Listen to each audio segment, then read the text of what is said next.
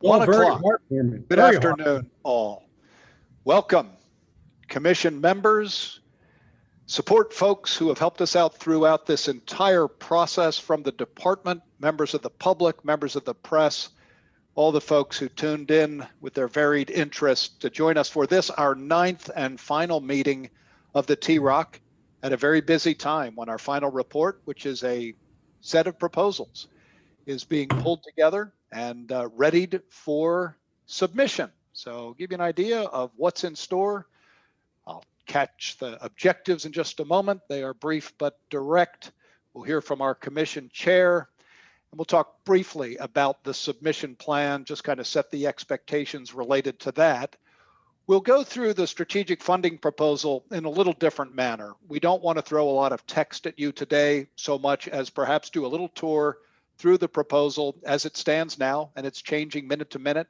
We hope getting better and refined, but we'll do it by pictures. We'll just bring to the fore some of the primary graphics that convey the messages of the proposal itself and invite commentary throughout that process. This is not a lot of content to be presented today.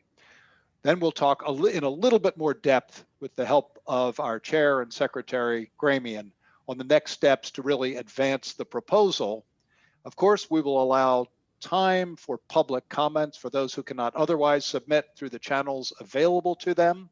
If you want to include items in the chat throughout, we welcome that through both the public and as indeed commission members in the chat. We try to keep an eye on those things. And then the commission chair will in fact wrap the whole thing up. So that is the game plan. And our objectives are few. We do want to summarize, and it's a tough thing to do because we've had a lot of comments, but we do want to summarize the comments received, their resolution, their disposition, hit the highlights I just talked about, hit the submission plan, and that really leads to the next steps for advancing the proposal. You could make the case that it is a commencement, that this is really a beginning, but better to be made by Secretary Gramian and Chair Gramian. Thank you, Paul. Good afternoon, everyone. Thank you all for joining us for our final TROC meeting. We have accomplished a great deal over the last 5 months, and I'm very grateful to each and every one of you for your commitment to finding potential solutions to this growing problem. Before we get too far in today's meeting, do I have a motion to approve the minutes from our last meeting? This is Bob Schaefer. I'll make that motion. Thank you, Bob. Do I have a second? Second, Carl Belkey. Thank you very much, Carl. I have a motion. I have a second. Any discussion? Hearing none. Any objection to the approval of the minutes? Hearing none, motion approved. Thank you very much. As you know, in March of this year, the governor issued an executive order establishing the commission and challenged us to study and prepare a comprehensive list of potential revenue sources available for current and future funding of transportation in the Commonwealth for all modes of transportation. After an incredible amount of hard work and honest conversation about transportation funding, together, we have assembled a comprehensive strategic document analyzing various funding options for the governor's review and consideration. As our time together comes to a close, we are finalizing the report and preparing it for submission to the governor and the General Assembly.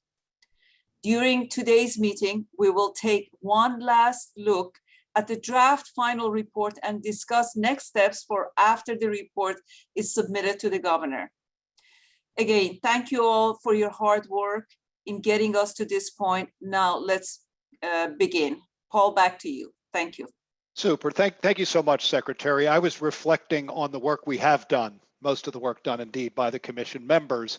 And I just whipped together a couple of slides to put that in perspective. So I may be surprising you, Secretary, as well, but this is just a brief sojourn on what has constituted those 5 months we have spent together. So this is our 9th meeting, as aforementioned, There were 8 work group collaborations. So that doesn't begin to talk about all of the considerations, all of the hard work people did behind the scenes, their considerations, their review.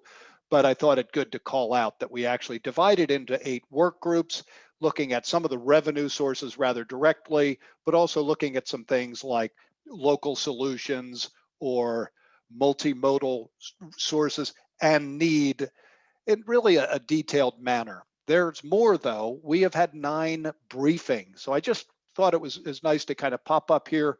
We got a good look at kind of the national perspective of what's happening in transportation development. We did some work through that video link provided for the Pell information. Jenny was first on just talking about the multimodal equation and the needs. Lots of work on MBOF. So Trish Herndon, an expert in that field, spoke with us about that. Mike, in one of his appearances, did the kind of highway overview. Larry talked with us about the federal funding side. Jenny was back for the package tax, the fee, whatever we might ultimately call that, its feasibility, how that might work out. And then Mike followed her up with the maintenance funding equation. And then finally, we had a group presentation by Larry, Mike again, and Kurt. Mike gets the award here for most appearances, but modernization and efficiencies in the department. I couldn't count the reviews. I don't know if you can count that kind of thing. They go on even as we speak, and the revisions. But right now we're at about a 39-page report. That is the culmination. I think we had a hit of trying to keep it at about 30, but it needed to be 39 pages to convey the essence of the report. So our submission plan is we're going to stay at it. So this editing continues through the day tomorrow. We're really InDesign is actually the platform that our writer, Julie Johnson, is compiling all of this in. So that formatting has already begun. It's largely in place, but we still make changes even once it's on that platform. The submission, the plan is to get it in on Friday, a little ahead of schedule. And we will provide the PDF of that upon its submission. So that's why it says simultaneously. Because we've been asked in some of the work groups and just through some other communications, whether there's a vote that we are thundering toward today or something of that nature, Secretary Gramian will address the mechanics of that report submission toward the end of today's session. It is not a vote per se. So that's just kind of a look ahead of where we are. And we'll take a quick look at the highlights of the funding proposal. As you are interested in speaking, just unmute and speak, and we can entertain your questions or considerations along the way or enter them in chat. So right in from the Air Museum, Keith Chase is going to chat with us about sort of characterize the major categories and the kind of feedback received and how we've tried to work toward resolution of what came in. Keith? Yeah, thank you, Paul. And perhaps one reason we now have a 39-page report was that we did really have such an extensive and varied range of thoughtful comments and commentary from TROC members. The comments were due by July 19th, which in TROC time seems like it's a very long time ago. Those comments came in. We placed a very high priority on reviewing all of them, and they have been substantially addressed. I would say most of the comments, suggestions made, all of them have been reviewed and considered, and to a great degree, I'm hesitant to quantify, but I would say somewhere around 80–90% of the comments received have impacted the proposal as it now stands. We asked ourselves if we had to put this wide range of feedback into some categories, what do they look like? And that's the list before you. I'm going to highlight each one briefly, but to also let you know there's certainly some commentary that was separate, but this would also capture probably a good 90–95% of the comments. Local solutions, we received extensive comment on and discussed that also with our work group leaders. and I believe it has benefited the proposal in several ways. That section in the July 19th draft, it's almost humorous now, is probably about 3/4 of a page. You're possibly going to find it at a 3 or 4 page section of the proposal now, for good reason. Multimodal. When the proposal was sent out the Friday before, Thursday or Friday before July 19th, many immediately went to the strategic funding proposal spreadsheet, or I'm sorry, went to the document and not the strategic funding proposal spreadsheet. And we initially heard some feedback along the lines that, oh, once again, this is a highway and bridge proposal. I'm going to make an emphatic statement that over the span of that 8 or 10 days, we have now been receiving feedback recognizing and feedback from TROC members that the proposal now does adequately, objectively, sufficiently reflect multimodal transportation, its importance, and its absolute need to be considered as part of any overall funding strategy. I use the word thoughtful a lot. One of the real eye-openers for me, as someone who's long been interested in our system of federalism, is the amount of feedback we got through this last round of review in terms of emphasizing within the proposal that while the executive order is directed at state government and PennDOT in particular, TROC in particular, that we couldn't really ignore the federal, state, local partnership in terms of being part of the solution. So now the proposal, I feel, is strong in terms of emphasizing the federal role and an expanded federal role, a federal role that, among other things, it will prepare us to move into our long-term strategy of MBUF, plus encouragement for further funding. And even for local government, in some ways, the local was reinforced by hearing from some transit authorities, for example, that there will be the need for locals to be at the table on projects of regional significance. So we're seeing a lot of interconnectedness like that. On the one level, we need local solutions, but we also need local government to be a strong partner for these projects of regional significance. So now we do have a section on the intergovernmental partnership that I feel is a very important context, and we'll feel that way years from now in terms of how this partnership goes forward. Efficiencies. What's interesting about the comments is essentially the comments serve to expand this section. The efficiencies section was written to simply highlight PennDOT's various modernization and efficiencies gains and to provide a link to the PennDOT report. We have a very forward-looking TROC, and there were various suggestions of efficiencies for the future. And now those efficiencies for the future, as they've come in from TROC members, are reflected in the proposal. And we salute you for doing so, for taking such great ownership of all aspects of the proposal, including the importance of efficiencies and looking for further efficiencies in the future. I'm going to use the phrase encouraged a lot because it's clear that we're beyond the funding proposal and we're looking at things like consequences of inaction. And we felt that in the July 19th or earlier draft, that was fairly strong. Several of you encouraged us to be even more emphatic about the consequences of inaction. And without being alarmist, we believe the proposal now strikes the right tone of indicating clearly that there is not any time to delay.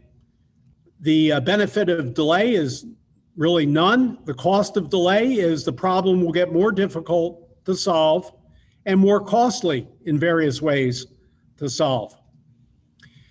We received very thoughtful comments, and I want to single out a TROC member, Revenue Secretary Dan Hassel, who's not only a fine leader and administrator, but also a great analyst as well. And Dan inspired us to do some things in terms of greater case making, getting into pros and cons or other kinds of considerations, providing a greater setup for the strategic funding proposal itself. And that's a major enhancement, thanks to Dan, in the current proposal. And then finally, next steps. And we wanted to single out the work group leaders. Friday morning, when we met with the work group leaders to highlight some of the comments received to date, to perhaps talk about the funding proposal itself, it felt like the funding proposal was now settled, largely settled, and that most of our discussion was around next steps. And we're looking forward very much to that discussion. So Paul, I think I'd conclude my comments by giving very high grades to the process for receiving comments, high grades for the quality of the comments received, and even higher grades for the TROC members' willingness to work with us under such a compressed schedule. I'll be glad to take any questions or comments. Yeah, thank you, Keith. And I'll just kind of toss back and maybe keep this topic open. I would reflect that we also have included, with essentially the options proposed, a section that shows a balanced treatment of pros and cons. We are clear that it is really difficult in an environment of such a large group, and of course, meeting virtually, to suggest that everyone agrees with everything. But we've tried to provide a sense of where there might be potential concerns, as well as those things that really argue for or that support the various options selected ultimately by TROC. So I thought that was a fair treatment of it, and we owe it to these folks for having given us the ingredients, if you will, of that balanced approach. So questions for Keith? You may certainly enter things in chat. You may unmute and chat with us with your actual voice. Howard, I saw you pop on there, so I'm hoping to hear from you. Well, your hopes are realized. Good. I can conclude the day right here. One, I would just suggest, and it's up to the secretary because it's her letter, I do think that there ought to be one in the opening, because the letter is going to be read. The rest of the report may or may not get read, except by people who have a real stakeholder interest. One, that some mention that consideration has been given all the time, although there's no established policy for the federal efforts that are coming about, including today, because it seems they've reached agreement, although we don't know what those agreements are. And second of all, I haven't been able to read in detail all of the report, but I do think that other than at page 13, additional recognition should be given to the burden on the counties. We talk about local, but I think somewhere early in the mention of local, it ought to be comma, especially the counties, because they have a major bundle of problems particularly with respect to roads and bridges. And lastly, and you probably don't want to hear about this, but I feel obligated to discuss it again, and I sent an email this afternoon about it. We have as the model the 2% increase for inflation when we talk about inflation adjustments. And the simple fact of the matter, as I understand it from limited research, because I don't get paid to do this, is that our costs, particularly for road and bridge repairs, is increasing at a number far greater than 2%.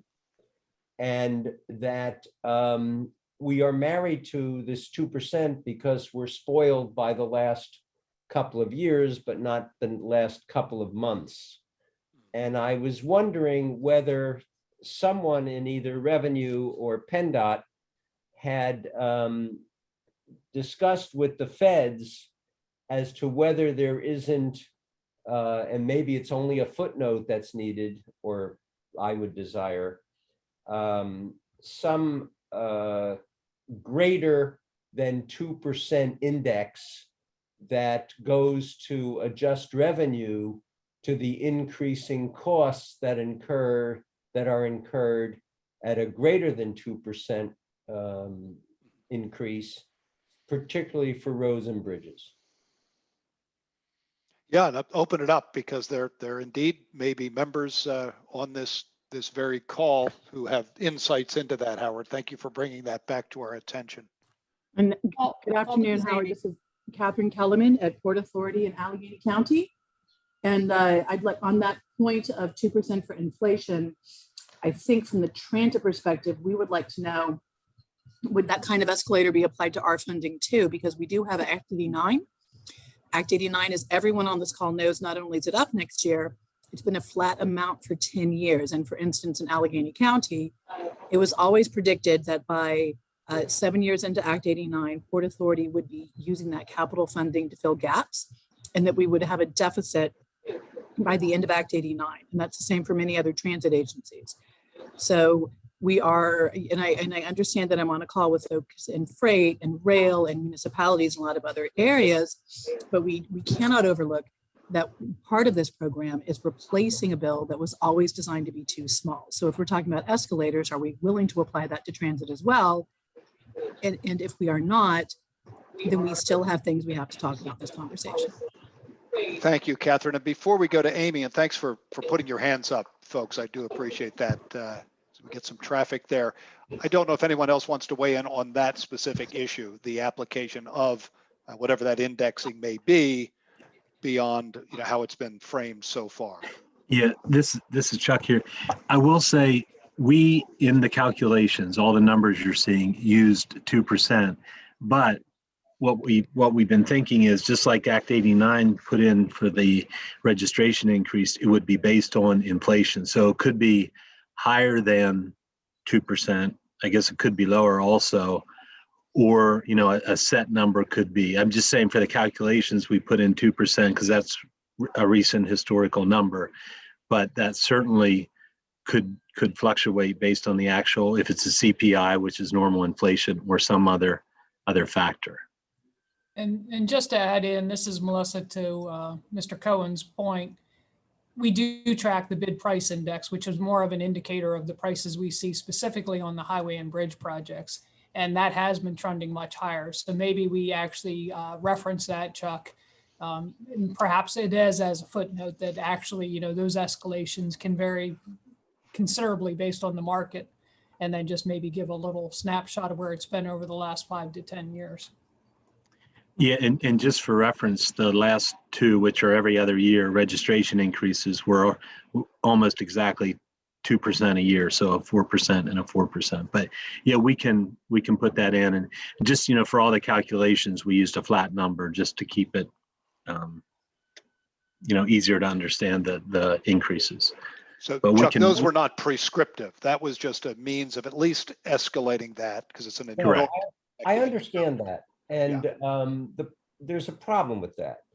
Unless there's a footnote to the other index just discussed, or to actual inflation, which will always lag as a calculation, people who read it are going to be fixated on 2%. And the fact of the matter is that transport costs exceed 2%, even when the inflation is 2% and the CPI. And therefore, we either need to, we should note that the 2% is just a modeling number, but that we are open to other indices or calculations of inflation as the processes are reviewed by policymakers. Just something that clearly gets people separated from marrying intellectually the 2%. Sure, and we can definitely do that as a footnote. I like that. Well, we'll talk after this and work on something for that. Okay. Thank you, I Howard. just think it's critical to the intellectual legitimacy of proposals. Good. Before we move on to Amy's taking the floor, what came forward from Catherine, I admit some unfamiliarity with that. Does that warrant comment now, or is that something we need to kind of take into account and see if it's reflected at all in our proposals relative to those other? Go ahead, Catherine, if you'd like. Sure. No, I'm just, as we're getting ready to have conversations further on about local options, I'm very concerned that we eliminate the impression that we're going to come back to our communities and ask them to fill in a gap on a funding source that might not have been designed to be sufficient in the first place. And again, I know this is only germane to transit folks, but I want to make sure that we're locking down at an appropriate level what the Act 89 replacement is with some sort of escalator. Because if we go to our local partners and ask them to step up and pay more money to fill that gap, and they're already paying into Harrisburg, none of us will be successful.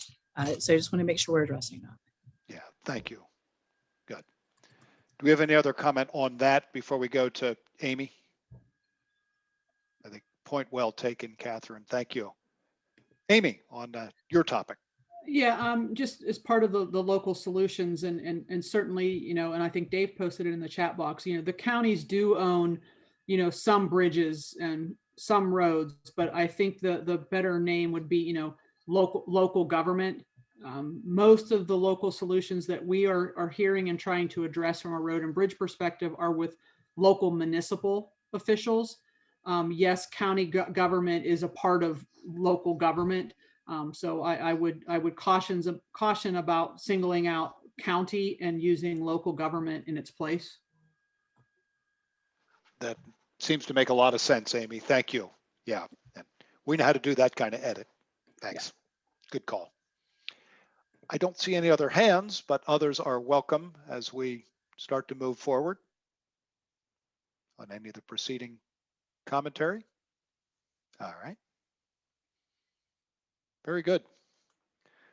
Thanks again, Keith. So as we step into the review of the draft final, we certainly did not intend a text review at this stage of the game, but wanted to just kind of do a quick tour through what will be proposed and kind of how it's all laid out at present. So having heard the concern about local need, it sometimes appeared, although spoken of or addressed, it sometimes appeared marginalized, and the effort now has been to try to put in perspective the entirety of need, and local need is part of that. Now, we don't want to try to make the case that the unmet need for state assets is additive, and we want, and you know, kind of put that all in one column. So, yeah, at present, the model that we're using is showing that the need is great. And we actually use needs there on the order of 3.9 billion for local and accelerate them out to the 5.1 billion by 2030. And we just kind of wanted to pause there for a moment, certainly open to feedback on that, but it's just kind of a means of putting in better perspective that local must be considered part and parcel of an approach ultimately to transportation funding and to solutions. I'll pause there because this is all about hearing from people in the call. This is Amy. Just some background, and Dave, feel free to shut me up and speak up for yourself. But I think one of the reasons that we wanted to have local need in here is because once this rolls out to the governor and it gets in the hands to our elected officials, it's going to be important to understand that the system is much bigger than just the Commonwealth's gaps. And to get their advocacy and support, we need to recognize that half the transportation system, the local governments operate and maintain and are struggling. Liquid fuels funding in particular continues to decline to the point that they can't maintain it. So if we're going to leverage that and get the support of our local elected officials who are critical to whatever comes out of this, we need to make sure that local transportation and the gaps that they are faced with are addressed as part of the overarching funding scenarios that we're proposing. Thanks, Amy. And, you know, this is at the forefront of the funding proposal. It is setting the stage for the entirety of what is to be addressed. And if we wait to get to the end to say, and by the way, there's a lot of local need as well, it will be perceived in that manner as having been almost forgotten. That is not the case. It hasn't been the case throughout the process, but the way things come out in a report is certainly significant as well. We thought it important to take a look at, in the report itself, to look at the entirety of current funding. So this is really just a matter of setting the stage, putting in perspective all of the contributing revenue sources such that the reader would be familiarized with the overall context of funding. You've seen this diagram before, but it lent itself to that big picture setting of context in the report. Which takes us to another slightly different portrayal of this, but the real message here, and let us not forget that a headline in the executive order is that of reducing dependence on the gas tax. So we've certainly wanted to be clear up front and put in perspective against the reliance or lack thereof by other states. With a New York at the top, meaning lowest percentage of their funding constituted by the gas tax to Pennsylvania, against all of these other neighbor states at a significant and whopping 78%. We're all familiar with that. We've seen this in different cuts. This mechanism of portraying it just worked well in terms of the look and feel of the report. So we just wanted to put it out there for people. So again, you can put a hand up anywhere along here. You can even unmute unless it gets crazy, because it's certainly about hearing from you today.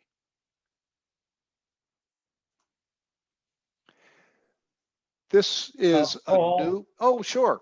On page 17, where this chart appears in the draft that was sent this afternoon,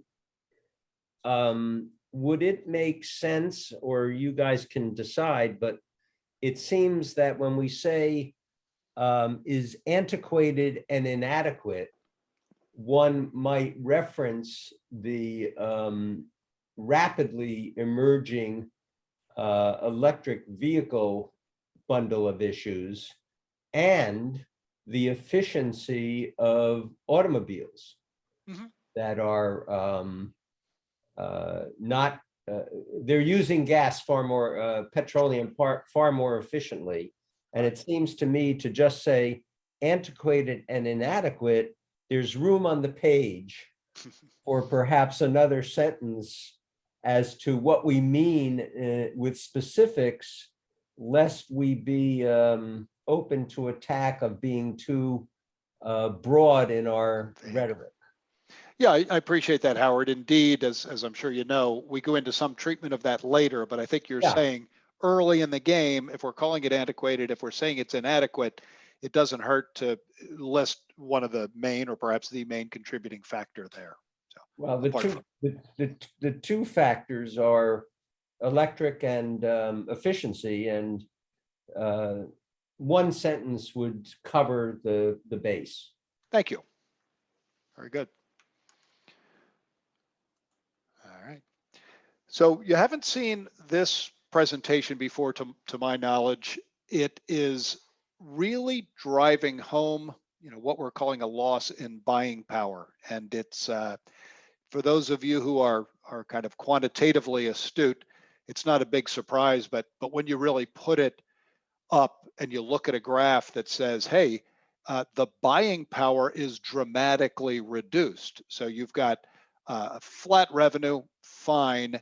If the revenue, in fact, is lower than the flat revenue as it is, and then you look at the effect of that on this challenging area, as Howard has just pointed out a little while ago, transportation is expensive to fund because the things that go into it become expensive and outpace inflation and such in some cases. We thought it might be helpful to really bring that to bear on the considerations here and project that out. So I know I have good ground support if anyone has questions about that or commentary on it. And when I say that, of course, I mean Chuck. So Chuck, I don't know if I did an adequate job on presenting that, but it might bear some. Yes, you did. Very good. Okay. You don't have to just say that, but. Well, I don't think it'll be lost on anyone that this really is one other area that speaks to the immediacy of problem solving. That this widening gap between buying power and revenue really calls for moving fairly quickly to act, to act knowing that this problem's only going to widen. And it's a little, connection to what Howard made a strong case for a few minutes ago as well. So, okay. Others? If you don't talk a lot, I can't promise you I'll keep you here till 3 o'clock today. So you keep that in mind. You're all familiar with the spreadsheet. Yo, go ahead, please. Oh, Tim Hennessy, I'm sorry. Can you go back 2 slides to the bar Certainly. graph, the horizontal bar graph? I am happy to. It might be helpful when we look at New York at 18% and us at 78% and all the others in between to help out, fill it out. If where else does New York get its funding? If we could, put the some sort of, I don't know, cut the bar and the bars in half vertically, but give us an idea of where New York gets another 30% of its funding and another 25%, another 14%, whatever, so that we see what options they have available in visual form on the graph. Am I making myself clear? You are Representative Hennessy, and I actually think to the extent possible, I say that because apples to apples comparisons are difficult in this game, but I think to the extent possible, we have accumulated that information. So Chuck, I'm going to lean on you a bit today, as I always do, but we have that data. Is that accurate?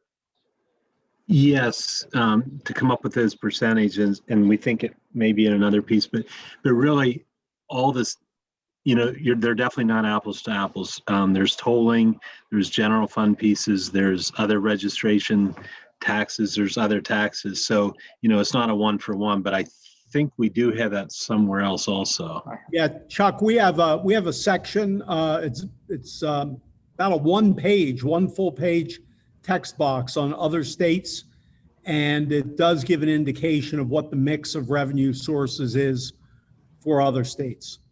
Yeah, I understand that, Chuck, Keith. What I'm looking for is some sort of visual that would tell us that New York gets 18% from tolling or from the gas tax, and something else from an electric vehicle fee, and something else from registrations, so that we can see as we progress across to 100% of every state's funding, what their sources are, and reflect that at a glance in this bar graph. Because everybody's going to have money from car registrations. Everybody's going to have money from, well, not everybody, from electric vehicle fees or something. You know what I'm saying? Getting there, yeah. Because obviously, when I look at this graph for the first time, and I think other people will too, they say, well, how does New York do it? Where else do they get their money? Where does Virginia get 74% of its funding? It would be helpful just to be able to make those comparisons to see what reliance other people, other states put on particular funding sources at a glance when we look at the graph.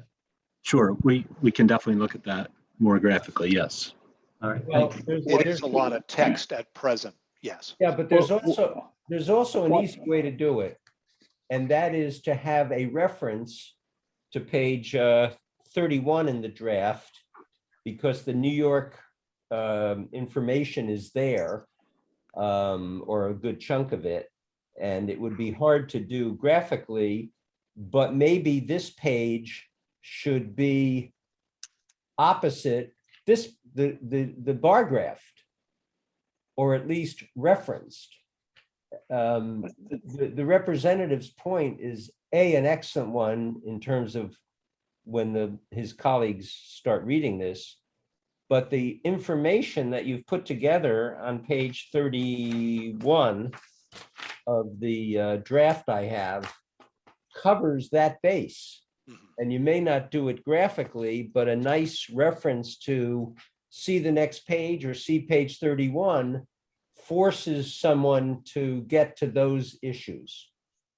Yeah, and I think our responsibility within the time we have remaining is to make that as clear as possible. I think it's very clear that is important, and coming at this fresh, Representative, is really helpful as well to say what jumps out at you either by its presence or its omission. And I think we're going to take a hard look at that right after the meeting.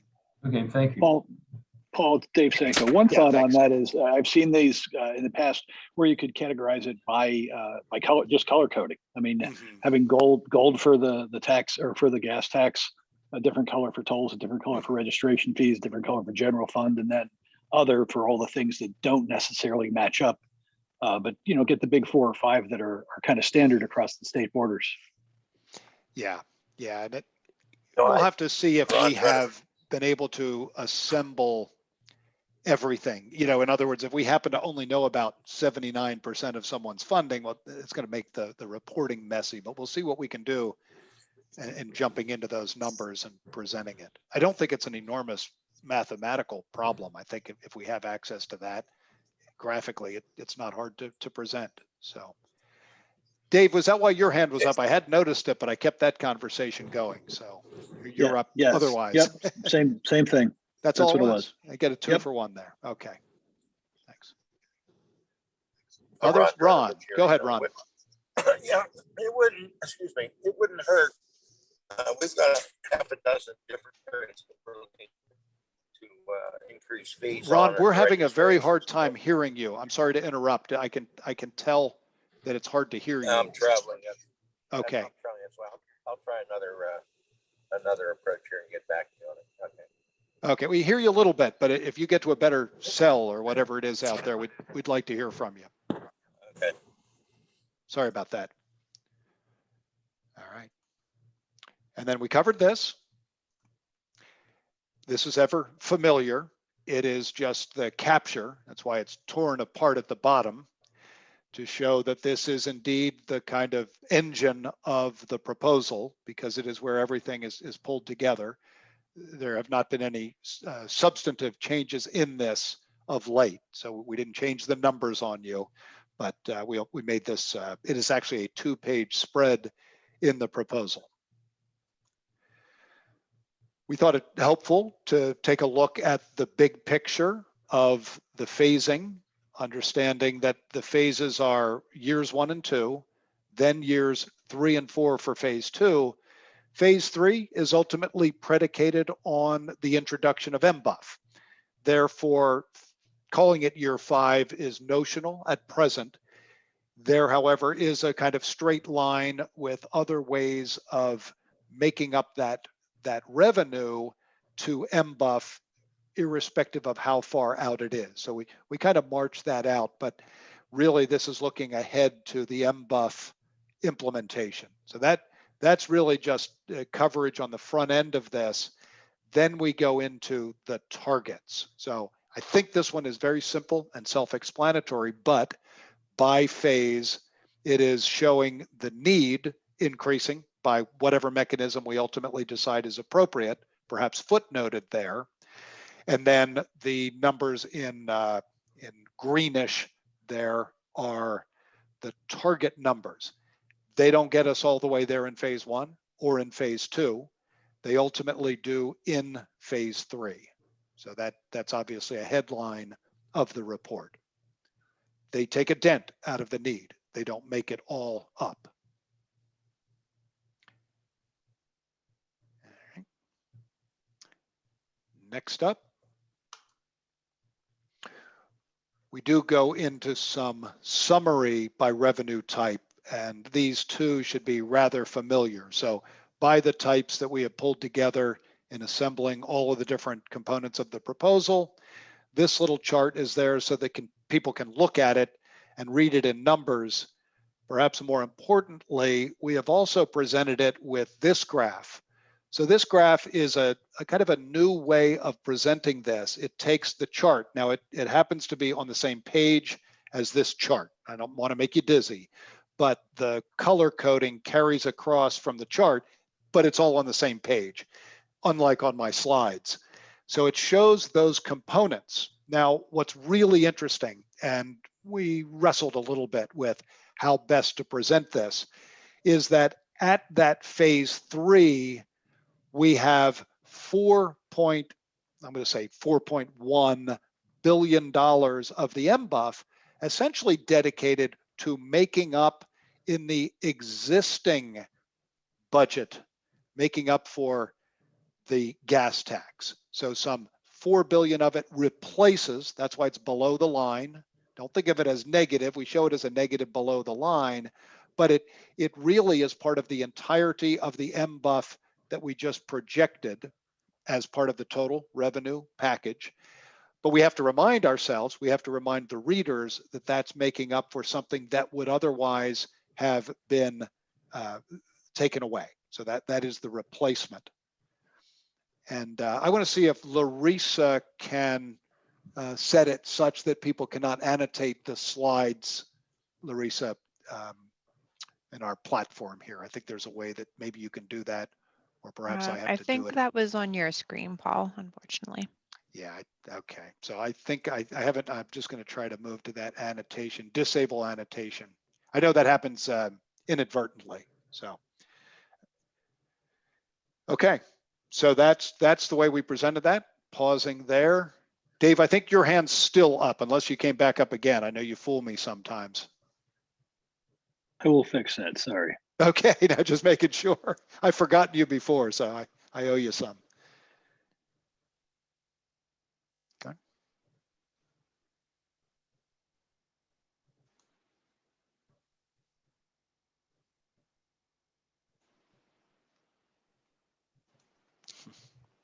Now I'm going to be annotating inadvertently.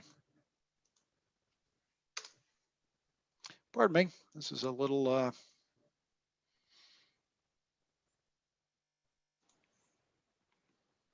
Paul, while you're doing that, I'll just Thank I'll take an opportunity to remind everybody what they know, and that is the importance of these targets. The targets have gone through much discussion, much consideration, even as the work groups and the work group leaders worked with the mix of funding components, funding elements.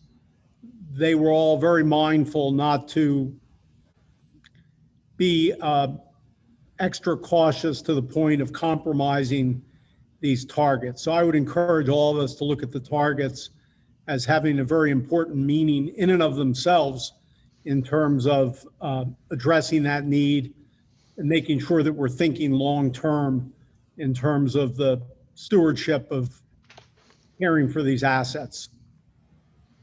Thank you, Keith. I appreciate that. This system really wants me to annotate my own slides, so just bear with me while I try to turn that off. I'm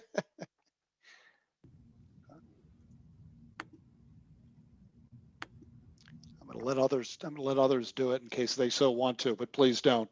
It's the only way I can move forward. So as we move through our proposal, there's a lot of text that really backs up and kind of builds the case for all of the components that we've just talked about. It's probably particularly important to look at this as a start. This is a proposal for action, and I'd like to invite the Secretary of Transportation and of course our chairperson for the commission to talk a little bit about how perhaps the hard work begins even now, Secretary. So. Well said, Paul.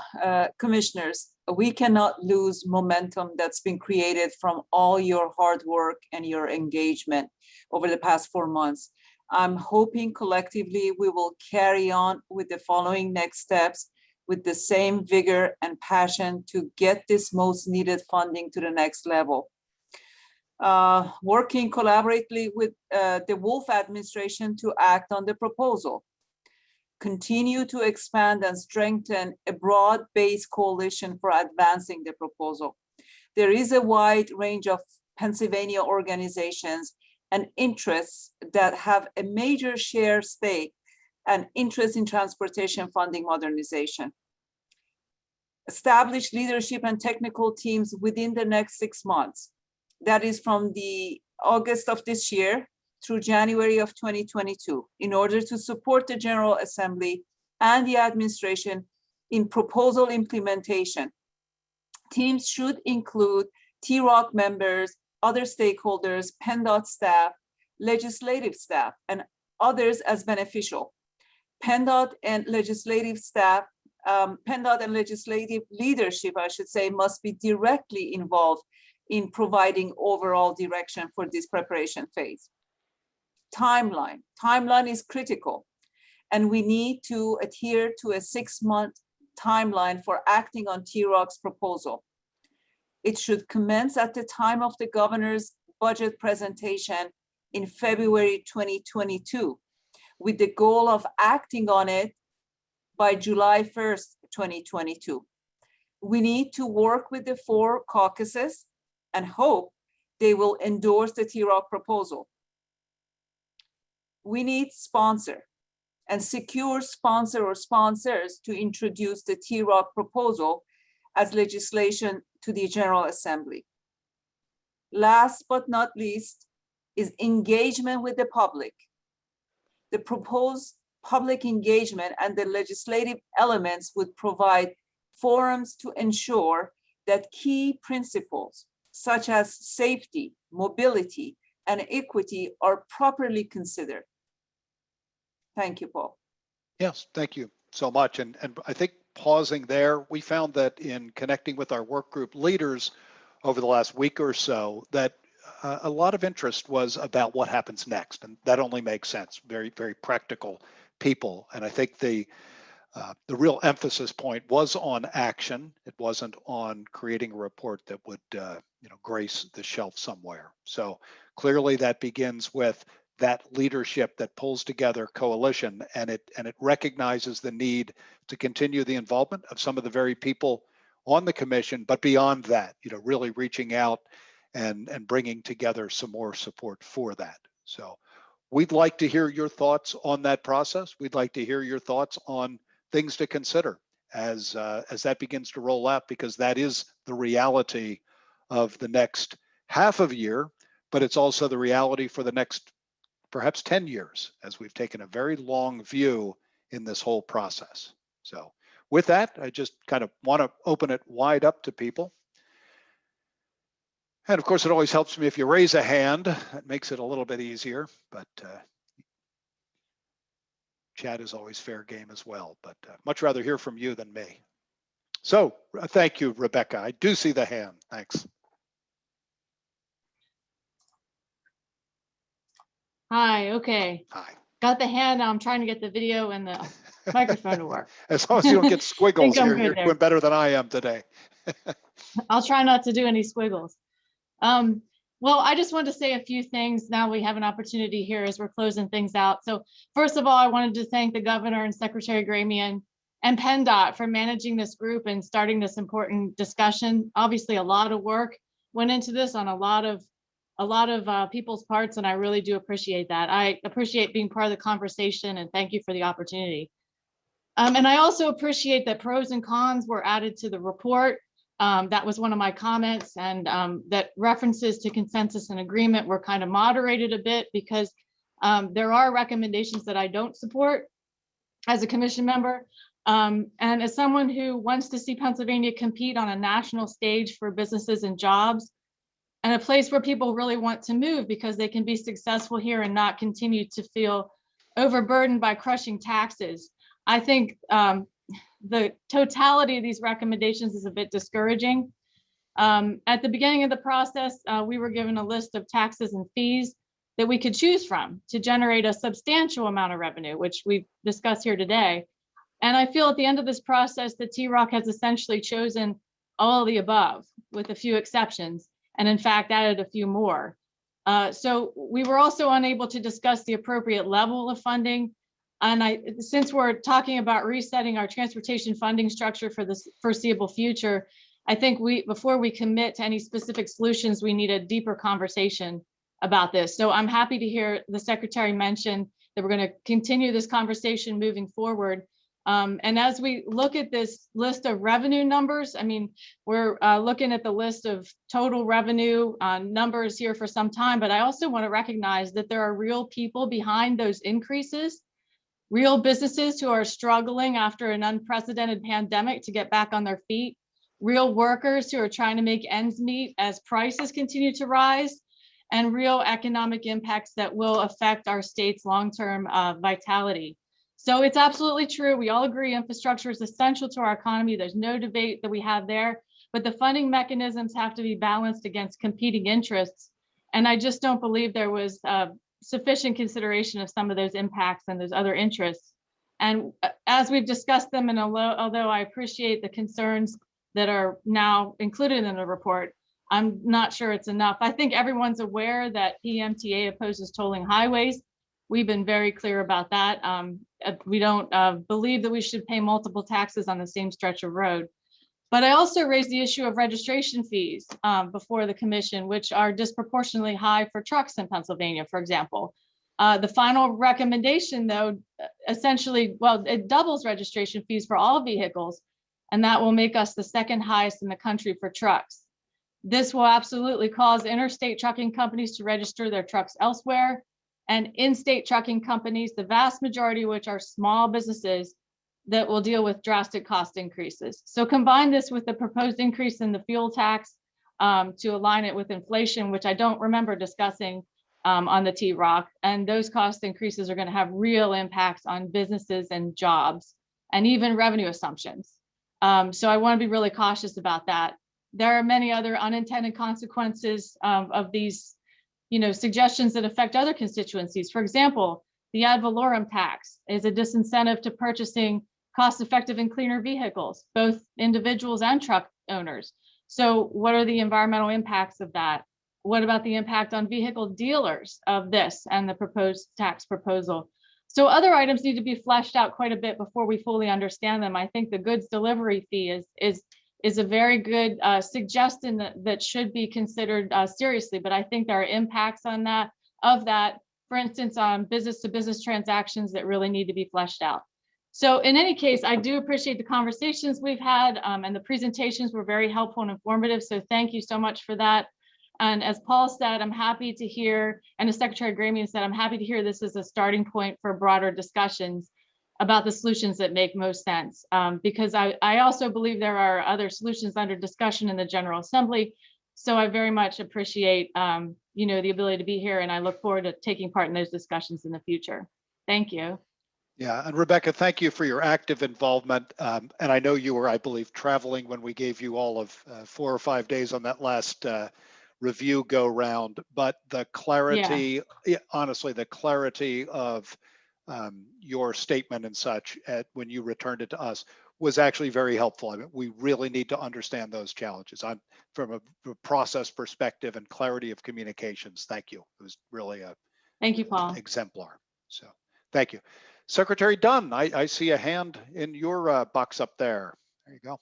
Yeah, just a thought on stakeholder engagement. There's a number of organizations that meet over the course of the year, maybe not limited to the Secretary Gramian's time frame from February to July, but this fall and in spring, that a presentation on this finding could be made perhaps by PennDOT staff and or T-Rock members. I'm thinking of CCAP, County Commissioners, because they're meeting coming right up, but they meet again. Township supervisors. In my world, the Greenways and Trails group is meeting in September. I think it'd be good to have like a presentation, a PowerPoint that really to summarize this, the different PennDOT staff coupled with T-Rock members could give to stakeholders to build momentum, build support, get some energy around around the findings and recommendations. A smaller point that I didn't make earlier, just because it's not significant in the scale of things, but on the state transportation system, DCNR operates 3,700 miles of roads through the forests and parks, and PennDOT funds about 20 million total if you look at dirt and gravel roads and bridges, bridge funds and liquid fuel. So that the focus of this wasn't on anything, number one, that small, number two, on some of the pieces of state need, but I just don't want that to get lost in people's knowledge as actual proposals are developed coming out of this for the legislature. But anyway, I'm happy to help any way I can to really build support for this. And Secretary Gramian, I'm sure will let me know how that is. But thank you for including DCNR, because we run our own little mini transportation system, of course, and we're big advocates for trails. Thank you, Secretary Dunn, especially as one who's an avid user of those trails and some of those gravel roads. Though I think I need a new gravel grinder. So. Good. Oh, good. Good for you. Yeah, but be careful out there. We don't want our rangers having to scoop you up. So far, so good on the trails. Good. Who else should we hear from now? So there we go, Leanne. Thank you. You went right to the head of the class. Thank you. Thank you. Leanne Sherman from ACCPA. And I just wanted to make a couple of very quick comments, you know, kind of circling Rebecca's comments in and in Secretary Gramian's opening and as well her remarks here. Just for all of those who are on the line and listening, most likely the public versus our commission members, but to address both the administration and our legislators and legislative staff that are on. You know, I think that in all of our discussions, especially more of late, in these last couple of meetings we've had with our leaders of our subcommittees and previous discussions that we've had when we've met in between meetings, what's really bubbled to the top is that our transportation infrastructure in all facets, all modes, our government partners, whether, you know, local government or federal government, we need to ensure that the administration and our legislators can approach this completely on an aspect of looking at what we need to do to maintain now and what we need to do to look for our future. And while personally, as Rebecca mentioned too, I mean, there were things I agreed or disagreed with, but when we all came together, you know, there is information that this report provides. And it is, as the secretary said, an option of starting points, of discussion points, of things that the administration and our legislators can look at and say, we need more data, we need more information, we want to move this forward, or we need to reconsider in a different way or a different aspect. There are groups out there already who are, you know, looking at this T-ROC as hopefully something that can push us to the end of getting a final solution for our transportation issues. And there are groups out there who are already questioning it before it's put out yet.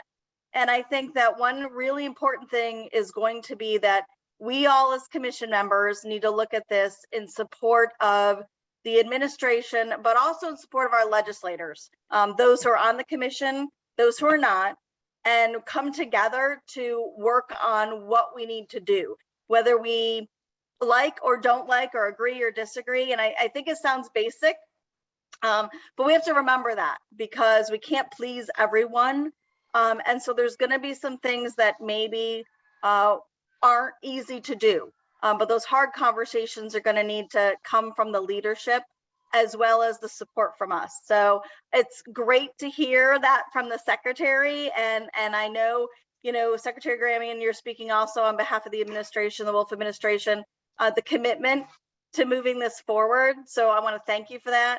Also want to thank the commission members because we had some very hard conversations, you know, and Paul and Keith, you know, I just want everybody to know, we did this with some due justice of whether we liked it or didn't like it, did it make sense? Or was it an opportunity to bring forth an idea and then allow our legislators and administration to work through that? And I think that's where we need to continue to do that. And many things will probably fall off the table and many more be added, but it gets us a start. So just kind of want to put that in a positive spin, but also recognize it's not going to be just a report put out there and it creates a solution. It's going to have to be a lot of hard work. So I know that there's a lot in store for our legislative staff and our legislators that are on this and working to do this on a bipartisan way. I recognize that. So thank you for what you're going to have to do in the future and working with the administration to do that. Thank you, Leanne. We appreciate that greatly. Jeff Eisenman, thanks for being with us from the Statewide Independent Living Council. Just those of you we haven't heard from as much, I'll do kind of the reintroduction. It's easier to say silk though, Jeff, as you well know. So great. I wanted to thank PennDOT and the Secretary for including us. You mentioned about the timeline, sharing this with the recommendations and getting those to the state legislature. As we've been mentioning, our federal delegation, all 20 members are part of the process in crafting a transportation solution federally. Is whatever that's going to be agreed upon or submitted next week, we'll say, will that be shared with all 20 members of our congressional delegation? I think that would be helpful. Just right now, it's the hot time, and I don't know. It's not they're going to agree or disagree. We've already had members of Congress from Pennsylvania make comments on different things. So I think it might help for the case in terms of just openness and clarity and just the discussion process. I'd be curious to hear any comments you have. Thank you. Just to respond to that question, Jeff, thank you for that comment, actually. It's a state document. It's a public document. It's not a federal document. Obviously, it can be shared with anyone. So absolutely, it will be shared. Good. Yeah, thank you, Secretary. Thanks, Jeff. Good to see you today. Paul? Yes, Howard. Paul, Howard Cohen again. Just a couple of nitpicking things because I used to be an editor. On page 36, and this picks up on Ms. Sherman's astute comments on the legislature. On item 1, work collaboratively with the Wolf administration to act on the proposal. I would say Wolf administration and the General Assembly. Even though we pick it up a little later right on the document, I think what from the start, people tend to read quickly, and we don't want to have the General Assembly saying, what are we, chopped liver? And the other issue, which is a nitpick, is on the first page cover of the document. And I would suggest that we use the July 30th or 31st date, even though we're due to give this to the governor on the 1st, which is a weekend, just because the date we submit it and the date on the front page of the document should be the same. That's a decision for the secretary to make, but I just think Sunday is August 1st, and maybe we just should say July 30th. And the last point, which will be an upsetting point to some, I read as quickly as I could this entire document, and I've made this point before as a former member of the P3 Commission. We don't mention the P3 bridge repair tolling piece at all. And we don't include the numbers in the first and second year that we will have if we move forward on the P3 proposal for bridges of a financial impact. But I think we're derelict as a commission if we don't at least mention somewhere that we are aware of the P3 proposal, and we understand that it will be discussed and debated at length, and therefore we haven't included it in our document. But I think its absence just jumps off the page, but I say that as a former P3 commissioner. Thank you, Howard. Yes, understood.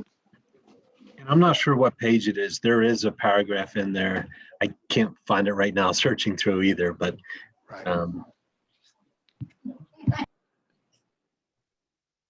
yeah, it is mentioned. It is obviously not incorporated into this proposal, but if its omission, if its absence is conspicuous to you, Howard, that bears our taking a look at that. Okay. Thanks. Yeah. Good. Mark Compton, your yellow hand is up there. Thank you, Paul, and thanks to everyone and for all the hard work that this has been. And I for one are not too sad to see this to be our last meeting, other than not being able to see you all on a regular basis. But I have certainly appreciated the process. Just a couple observations, and if you think about how the first part of the meeting went today, it was talking about making sure that the things that needed to be included were included.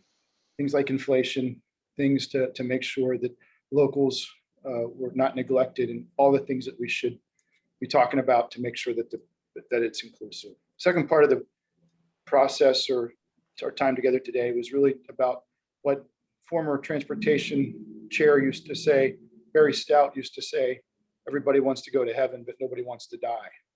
And the second part of this has really been about making sure that you're not over taxing one over another. And again, another good part of the conversation. But if you think about next steps, I think for us as a group, it's got to be the understanding that this is going to require deeper conversation.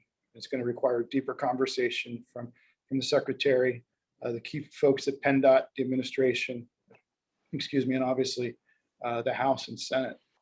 But I think out of this report, you can really garner, and probably the reason why we thought not to put real levels in the report is that there's a couple key themes that have come out of this. And those key themes have really been that mileage-based user fee at some point is going to have to be the main form of revenue for transportation. Another thing was that package fees should be looked at. And whenever you start all this, you should look at electric vehicles. And I know I just way oversimplified that. But in it, I think there's some key themes that we garner from this that we as commissioners can continue to promote and make sure that when we're out, when we're doing our thing, we talk through some of the larger components. And then back to the taxation piece, that is going to be a larger conversation, and one candidly that probably won't include the lion's share of us. But in it, we can do what has always been the problem with Harrisburg. And that is, if you think about it, transportation's always been a priority in Harrisburg, 1 through 5, but the problem is very rarely is it ever number 1. So our job, as I see it, is to make sure that we continue to make transportation a number 1 priority, do so with the key themes, let those that have to vote and those that have to sign the bill determine the levels and how that looks. But let's not be lost on any of us that to get to a mileage-based user fee system is going to be a major sea change. It's going to require all of us to really stay involved. But I think we just got to make sure we stay involved as to keep the conversation going. So for what that's worth, thanks, Paul. Worth a lot, Mark. Thank you very much. Appreciate that.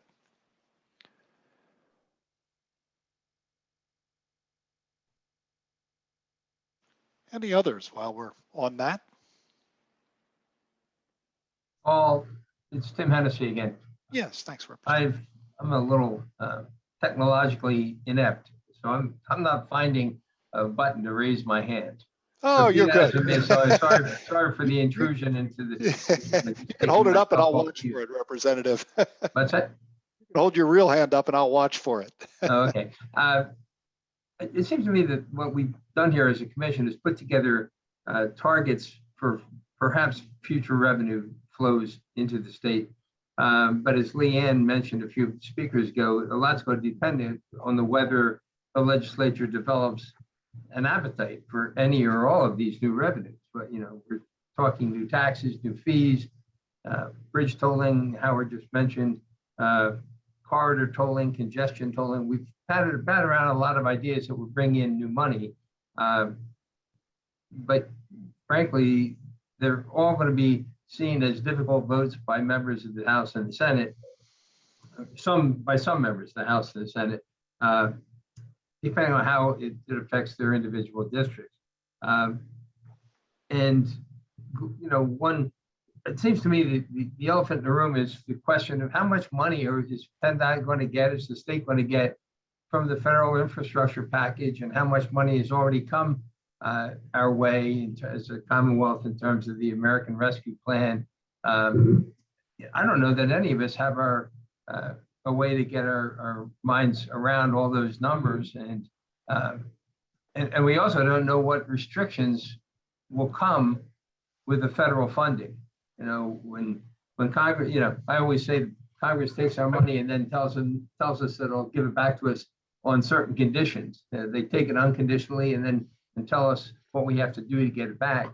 And I think that's going to be true with the infrastructure package that's being developed. We don't know what restrictions are there. And it would seem to me that a lot of people in the legislature are going to say, what are the other alternatives? What are the other sources of revenue that are right now undecided And why should we put up votes for creating new streams, new taxes on people, finding ways to take money away from people, I think as Rebecca had mentioned, when we don't know what the real need is. We've identified the ultimate need. We don't know how much of a boost we're going to get from the federal package or packages.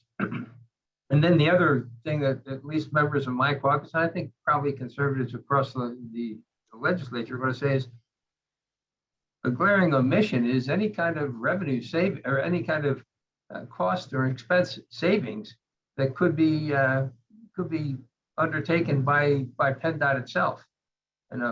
Are there, the people, it's easier to yell fraud, abuse, waste, that kind of thing.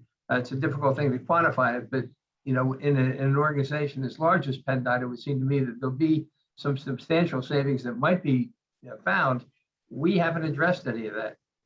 And I think it really, we probably should find some way to comment on that, and maybe even if it's only to leave the question open, because I've said I think a lot of the possibility of developing an appetite for imposing new fees is going to depend on whether or not people are happy with the idea, or at least satisfied with the idea that the PennDOT has done enough as a major organization to make sure that it has properly addressed any kind of waste that might be taking place.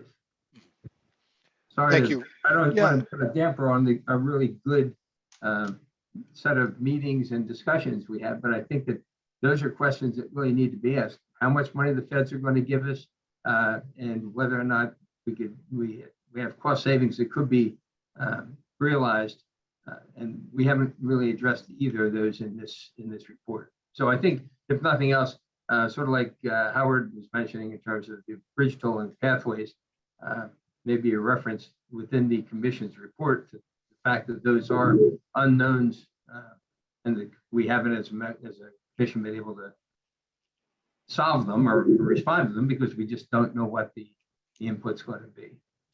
Right. Thank you, Representative Hennessy.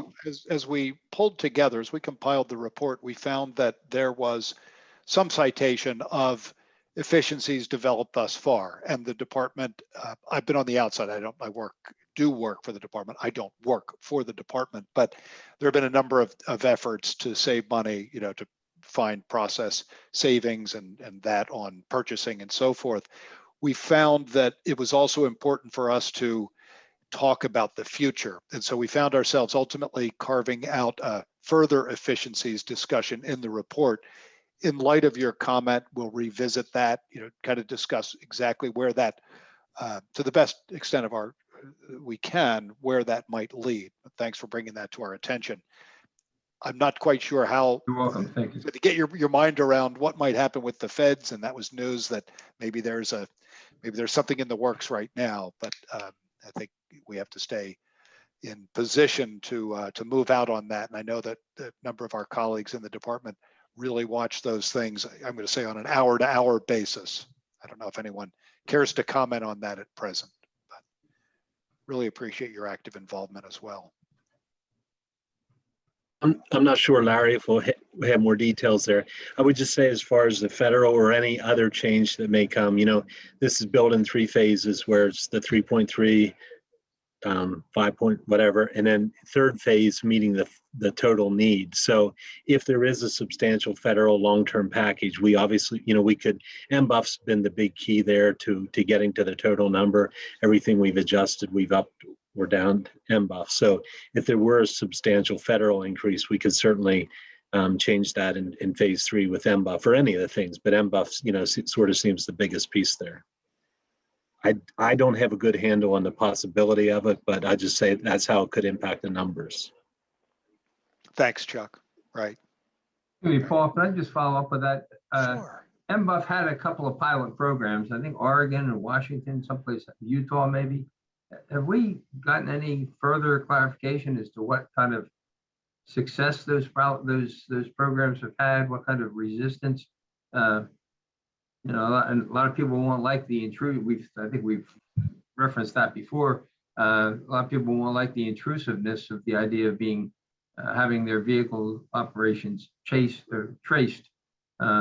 And so Utah is a pretty conservative state. Do we have any idea how well the idea is floating out there in the Salt Lake State?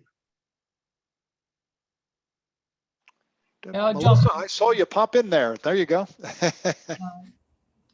So yes, Representative, we've been watching what's been happening in the other states, and what we've heard so far is how they're doing it is, number one, they have a huge public outreach campaign. So they've got different websites to help educate the public on it.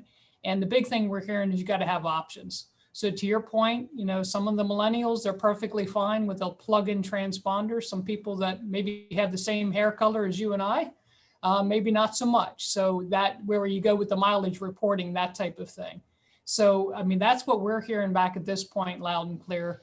There's a lot of excitement about what's going to be coming out of the telematics. So the cars themselves might be able to report on this. And I think the latest one I've seen is that Oregon's looking at legislation that kind of sets a bar out and says cars manufactured after this date. And I think it's 2026, but I'd have to look at that. Those are going to be on a mileage-based user fee. So you're you're wrapping it up with the new technology as it comes out. So that's kind of what we're hearing coming out from that side. But we're keeping an eye on what all those states are doing. Okay, but none of them have had any kind of success or experience in terms of revenue generation just yet? Oh, they're programs doing, haven't gotten that far? They're still voluntary programs so far.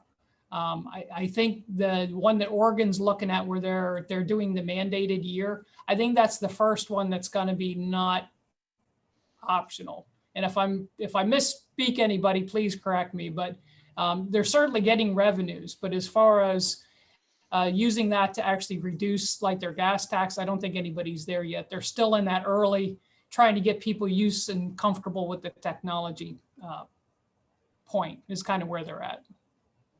I remembered through the course of the discussions that Ken McLean was saying this is probably years and years down the road in terms of seeing any revenue from an MBUF. And there, like I said, there may be people who will try to disable those, reporting mechanisms that are in the new cars coming out. I didn't know that was, is that a federal initiative that they're going to require that kind of data recorder? I think the vehicles are doing that automatically just within that. I think there's still the discussion on, is that information going to be readily available to specifically to state DOTs? So I think that's some of the national discussion going on. And like I said, there's, to your point, is to, how fast can you get into that revenue generation? I think that comes back into exactly how are you doing it? Are you doing it with the pilot scenario, which we were doing, which was more informational based, so it wasn't really dollars changing hands. But if you go into that point where people self-report what their mileage is and you capture it that way and you enact the legislation, you could probably do it quicker than that. Is it going to happen, by the end of 2022? I think that's to the point we're looking at, and I'll let Kurt weigh in if he'd like to at this point.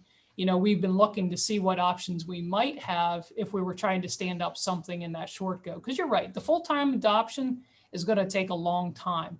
That being said, we have to start moving into that space to be able to see that long-term success, if you will. There's Kurt. Anything to add? Well, Kurt, we're not hearing you. I don't see that you're muted on the system.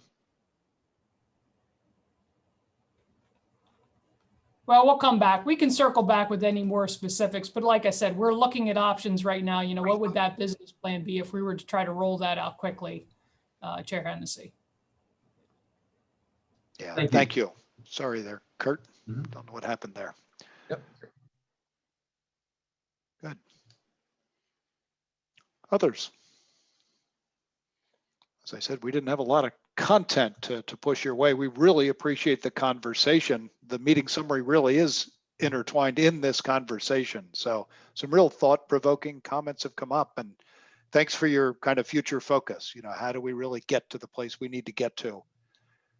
Kind of open it up. We can come back as members of the commission in a moment. Why don't we open it up now, a little ahead of schedule? That's okay with everyone, I'm sure, for public comment, if any. So this is where members of the public are invited to talk briefly, 2 minutes at max per, and we open it up for 10 minutes for that. See if we have any to join us. And we particularly appreciate if people who are not otherwise able to enter information through the platform they're using, unmute their phones and speak with us.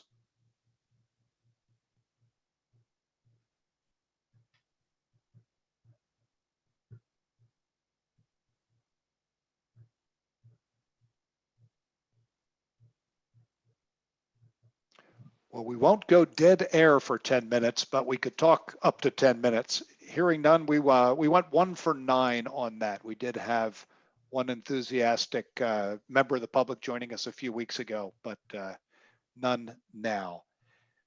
So just wanted to put up a very crowded slide and express, perhaps on the basis of your faithful facilitators, Keith and me, that we really appreciate the active involvement and just the things that we've asked people to do on a really short-term basis. Yes, the whole thing was on a short-term basis, and when you prep and you get meetings together and you try to get minutes out, and then you have to put it all together in a report.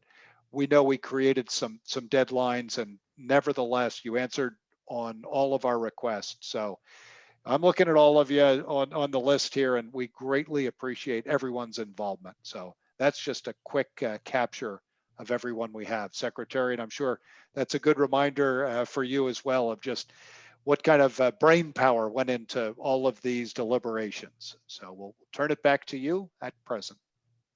Thank you, Paul. Thank you all for a great final meeting. Members, thank you for all the questions and comments. As the chair, it's my responsibility to determine if the report meets the requirements of the executive order and the charge to the TROC. I have reviewed the draft report and captured the comments and discussions here today.